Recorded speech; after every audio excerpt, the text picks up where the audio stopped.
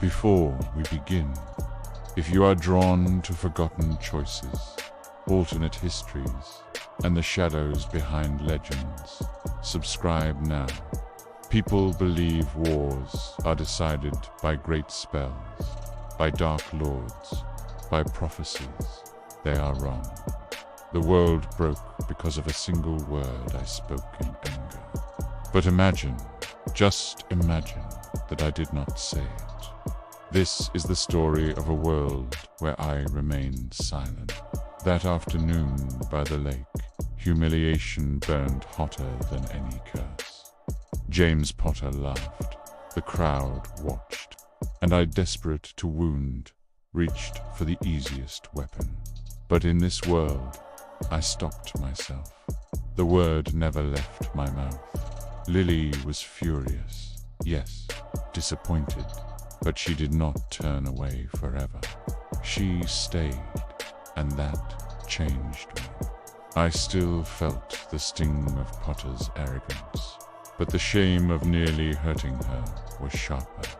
Her continued presence, even if strained, was an anchor. It was a reason to be better, or at least a reason not to become the monster they expected me to be.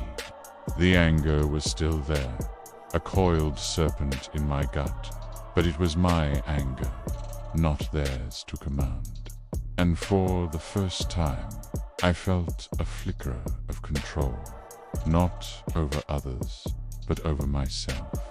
That small victory, that moment of restraint, was a crossroads I didn't even know I was standing at. I still studied the dark arts. Do not mistake restraint for innocence. The allure of forbidden knowledge, the promise of power that could protect and defend, was too strong to ignore. But without Lily's absolute rejection haunting my every step, I no longer needed power simply to prove my worth. My desperation cooled into academic curiosity. I studied to understand the mechanisms of magic, to peel back the layers of intention and consequence, not to find a new family among those who reveled in cruelty. The Death Eaters noticed my hesitation. They saw my lack of blind devotion. I wasn't eager enough. I wasn't loyal enough. I wasn't broken enough for them to truly own. And so, while I walked close to the edge of the abyss, I did not fully fall into it. My path remained my own, shrouded in shadow, but not yet lost to darkness. James Potter believed himself brave. He was lauded for it. But bravery performed for an audience is merely arrogance wearing a hero's mask.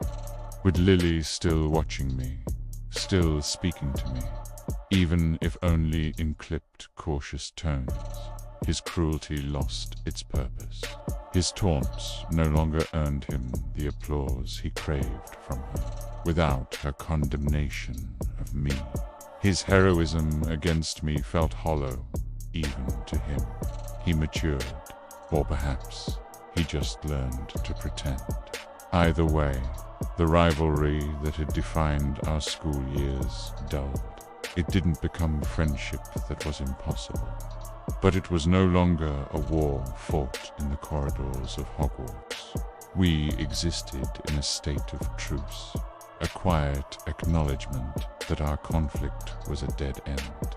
Then came the prophecy, spoken in the shadows of a grimy tavern, half heard, overheard, heavy with the weight of consequence and the promise of a vanquished Dark Lord.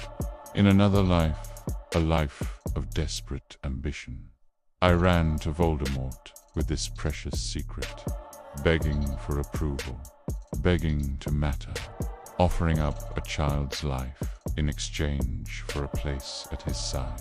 But not here.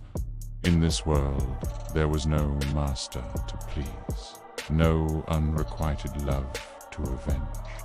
I had no grand gesture of loyalty to make, I kept my silence. The prophecy died with the woman who spoke it, an unheard whisper in a noisy pub. And in doing so, by doing nothing, I erased destiny itself. There was no marked child, no chosen savior. There was only choice for everyone. And what a world that was. Lily lived. She and Potter raised their son, Harry, who was just a child, not a sacrifice. He grew up knowing his parents' love, not their legacy.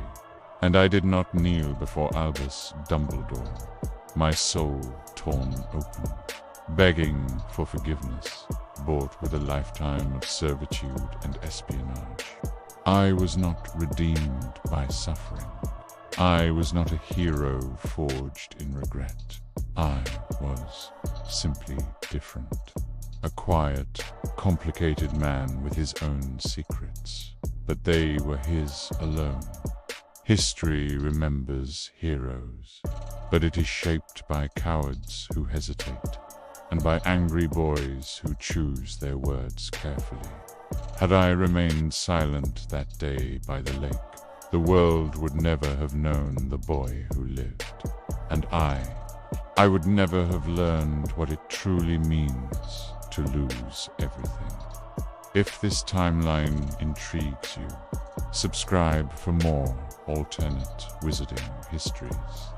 And let me know in the comments, would this Severus Snape have become a better man, or merely a less broken one? Thanks for watching.